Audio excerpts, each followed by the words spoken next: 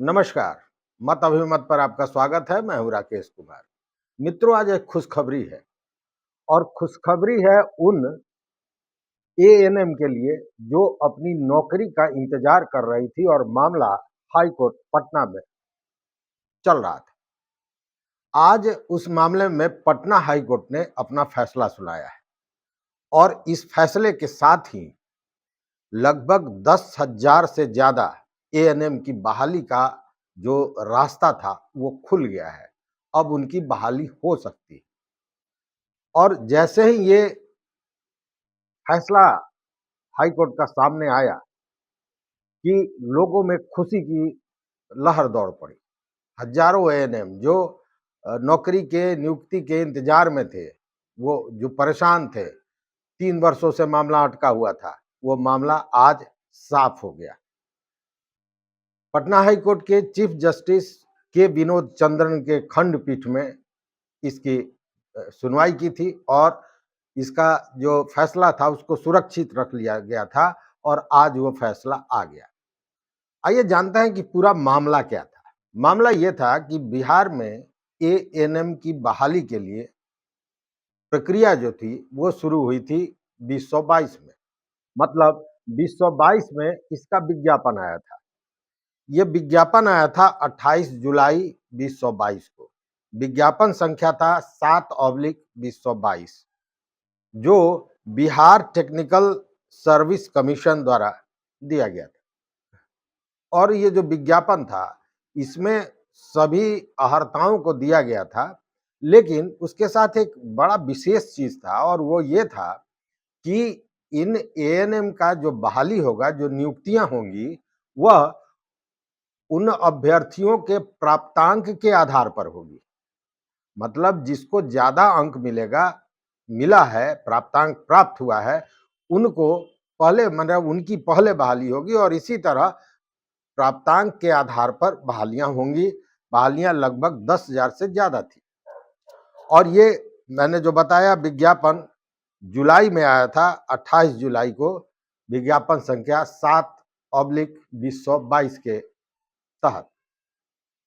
अब देखिए इसमें पेंच कहां फंसा है। नियुक्ति की प्रक्रिया चालू थी, लोगों ने अपना आवेदन किया, सारी प्रक्रिया चल रही थी।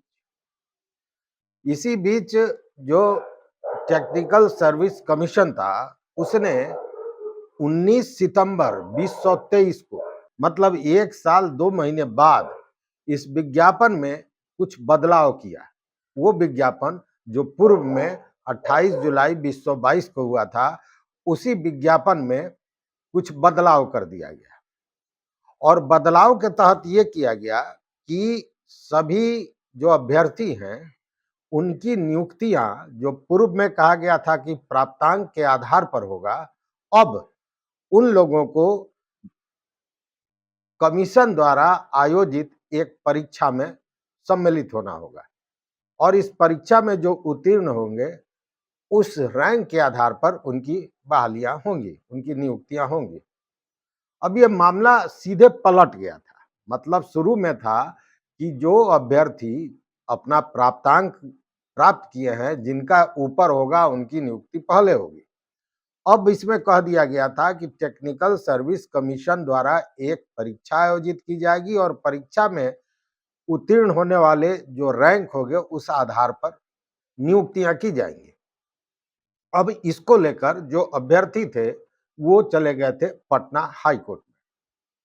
पटना हाई कोर्ट में इसकी सुनवाई हुई और सुनवाई के बाद, लंबी सुनवाई चली थी और उसके बाद जो पटना हाई कोर्ट के सम्मानित जज थे, उन्होंने 19 सितंबर को जो विज्ञापन में बदलाव किया गया था, मतलब विज्ञापन में बदलाव, विज्ञापन तो आया था 28 जुलाई को 22 को और बदलाव किया था 19 सितंबर 23 को, तो 19 सितंबर 23 के आदेश को उन्होंने रद्द कर दिया और कहा कि जो नियुक्तियां होंगी वह होंगी प्राप्तांक के आधार पर।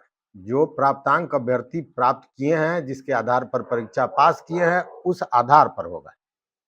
लेकिन अब इस मामले में बिहार सरकार को बैकफुट पर आना पड़ा और बिहार सरकार ने फिर वो जो एकल कोर्ट था, उसके विरुद्ध चुनौती दिया खंडपीठ को, और इस खंडपीठ में मामला पहुंचा चीफ जस्टिस के विनोद चंद्रन के खंडपीठ में। उनके अध्यक्षता में 2 जजों की का खंडपीठ बना था, वहां ये मामला गया। इसमें सुनवाई हुई। चीफ जस्टिस के विनोद चंद्रन ने दोनों पक्षों की सुनवाई की, पूरी तरह सुनवाई हुई, और उसके बाद सारे चीजों को देखने के बाद ये सुनवाई ये संपन्न हो गया था 18 अप्रैल 2024। मतलब कि अभी हम अप्रैल में हैं, आज 29 तारीख है, 11 दिन पहले 18 अप्रैल को सुनवाई समाप्त हुई थी। लेकिन खंडपीठ ने ये जो निर्णय था, फैसला था, उसको सुरक्षित रख लिया था। आज सोमवार को ये फैसला आया, और इस फैसले में खंडपीठ ने भी, मतलब मुख्य न्यायाधीश की अध्यक्षता में जो खंडपीठ था, उन्होंने भी यही आदेश निर्गत किया कि जो नियुक्तियां हैं वो अभ्यर्थियों द्वारा प्राप्तांक के आधार पर ही होंगी। मतलब पहले जो विज्ञापन में नियमावली बना था, उसी आधार पर ये नियुक्तियां होंगी। कोई परीक्षा कमीशन द्वारा नहीं लिया जाएगा, क्योंकि पूर्व में जब प्रक्रिया शुरू हुई थी तो पहला विज्ञापन जो था उसी के आधार पर हुई थी। तो इसी को कोर्ट ने फाइनल माना और कहा कि जो अभ्यर्थियों का प्राप्तांक है उसी के आधार पर उनकी नियुक्तियां होंगी। अब ये जैसे ही आया कि ये जो हजारों की संख्या में एएनएम है जो कोर्ट के फैसले का इंतजार कर रही थी कि जैसे वो कोर्ट का फैसला आएगा उनकी नियुक्तियां होंगी, उन लोगों में खुशी की लहर व्याप्त हो गई। स्वाभाविक है, सारी पढ़ाई लिखाई करने के बाद वो सारे लोग सड़क पर थे और इंतजार कर रहे थे, तो वो इंतजार की घड़ियां अब समाप्त हो गई। बिहार सरकार को हाई कोर्ट का जो आदेश है उसको मानना पड़ेगा, और इनकी नियुक्तियां अब प्राप्तांक के आधार पर ही होगी। तो ये आज की एक बड़ी खबर थी। अगर आप अगर आप अगर आप भी अभ्यर्थी हैं और अभी तक आपने सब्सक्राइब नहीं किया हमारे चैनल को, तो निश्चित रूप से सब्सक्राइब कीजिए, लाइक कीजिए, दोस्तों के साथ शेयर कीजिए, ताकि ये सूचनाएं आपके अन्य मित्रों तक भी पहुंचे।